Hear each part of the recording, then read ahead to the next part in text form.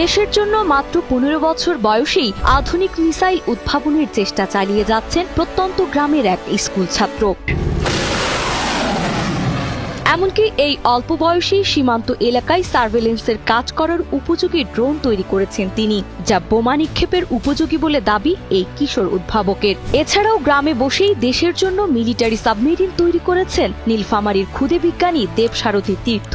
আমার প্রজেক্টটি মূলত তিনটি সাবমেরিন, মিলিটারি সাপোর্টেড ড্রোন এবং রকেট এবং মিসাইল। ড্রোনটি যে কাজগুলো করবে সেটা হচ্ছে বর্ডারে বিভিন্ন ধরনের সার্ভেলেন্সের কাজ করা, বোমা নিক্ষেপ করা। এত কম বয়সে ক্লাস 10-এর একটা স্টুডেন্ট, এত সুন্দর প্রজেক্ট, বিজ্ঞান মনস্ক চিন্তা ভাবনা, এবং সবচেয়ে আমার খুব ভালো লেগেছে সে আমাকে বলেছিল, স্যার আমি এমন কিছু করব যেন আমাদের দেশ আমার দ্বারা উপকৃত।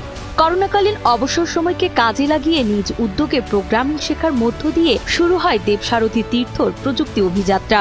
নীলফামারী জেলার জলঢাকা উপজেলার ব্রাক মাধ্যমিক বিদ্যালয়ের ১০ম শ্রেণীর এই শিক্ষার্থী বর্তমানে আধুনিক মিসাইল উদ্ভাবনের মতো বড় চ্যালেঞ্জ নিয়ে কাজ করছে। নিজস্ব নকশায় সে একটি উচ্চমাত্রার মিলিটারি সাপোর্টেড ড্রোন তৈরি করেছে, যা প্রায় ২০ মিনিট আকাশে উঠতে সক্ষম। এগুলোর যাত্রা শুরু হয় আমার ২০১৮ সাল থেকে। আমার বাবার মাধ্যমে প্রাইমারি পর্যায়ে স্কুলগুলোতে বিজ্ঞান মেলাতে অংশগ্রহণ করার মাধ্যমে ছোট প্রজেক্ট থেকে শুরু করে ধীরে ধীরে আজকে এই পর্যায়ে আসা। এই ক্রিয়েটিভিটিগুলো ছিল খুব ছোট থেকে, একদম ছোট থেকে, যখন সে হাঁটি পাপা স্কুলে সায়েন্স ফেয়ার হতো, তখন আমি নিজ উদ্যোগে আমি এই ধরনের ছোটখাটো কিছু প্রজেক্ট আমি তৈরি করে দিতাম। তো এই প্রজেক্টগুলো সুন্দরভাবে সে উপস্থাপন করে প্রাইমারি বিদ্যালয়ে কিন্তু সে পরপর 2 বার সে চ্যাম্পিয়ন হয়। চ্যাম্পিয়নে তখন তার প্রতি একটা আলাদা সে একটা আগ্রহ প্রকাশ করে, তার ভিতর থেকে আসে। ও পড়াশোনার পাশাপাশি রোবোটিক্সের এবং বিজ্ঞান মেলায় যে অনুষ্ঠানগুলো হয়, প্রোগ্রামগুলো হয়, এইগুলোতেও প্রাইজ পেয়ে আসে। এই জন্য আমার খুব ভালোই লাগে, গর্বিত।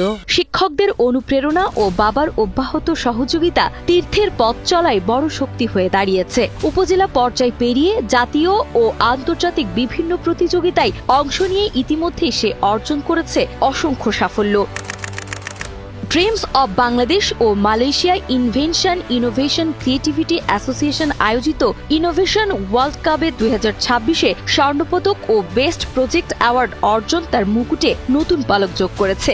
এরই ধারাবাহিকতায় বাংলাদেশের প্রতিনিধি হয়ে এবার ইন্দোনেশিয়া যাচ্ছে এই ক্ষুদে বিজ্ঞানী। আমি IWC 2026-এ বাংলাদেশ ন্যাশনাল টিমের গোল্ড মেডেলিস্ট, এবং আগামী বছর জানুয়ারিতে অনুষ্ঠিত হতে যাওয়া ইন্দোনেশিয়ার যে আন্তর্জাতিক পর্যায়ে অনুষ্ঠানটি হবে সেখানে আমি অংশগ্রহণ করতে যাব। মালয়েশিয়ায় একটা আন্তর্জাতিক পর্যায়ে একটা ইয়েতে অংশগ্রহণ করার কথা ছিল, কিন্তু আমার অর্থনৈতিক আসলে সাপোর্ট আমি তাকে দিতে পারি নাই। সে শুরু থেকেই আমাদের স্কুলে বিভিন্ন বিজ্ঞান ভিত্তিক যে মেলাগুলো হয়, এই মেলাগুলোতে সে অংশগ্রহণ করে। তার মধ্যে কিন্তু আবিষ্কার করার বা তৈরি করার কিন্তু প্রবণতা অনেক বেশি। তার উদ্ভাবিত অদৃশ্য মিসাইল, রকেট, মাল্টিফাংশনাল ড্রোন ও সাবমেরিন দেশব্যাপী 405টিরও বেশি দলকে পেছনে ফেলে আন্তর্জাতিক মঞ্চে জায়গা করে নিয়েছে। বিভিন্ন জাতীয় ও আন্তর্জাতিক প্রতিযোগিতায় অংশ নিয়ে সে পেয়েছে 30টিরও বেশি সনদ ও সম্মাননা। যথাযথ আর্থিক ও প্রাতিষ্ঠানিক সহায়তা পেলে তার উদ্ভাবনগুলো আন্তর্জাতিক মানে পৌঁছাবে বলে মনে করেন দেবসারথী তীর্থ সহ তার পরিবার ও শিক্ষকরা।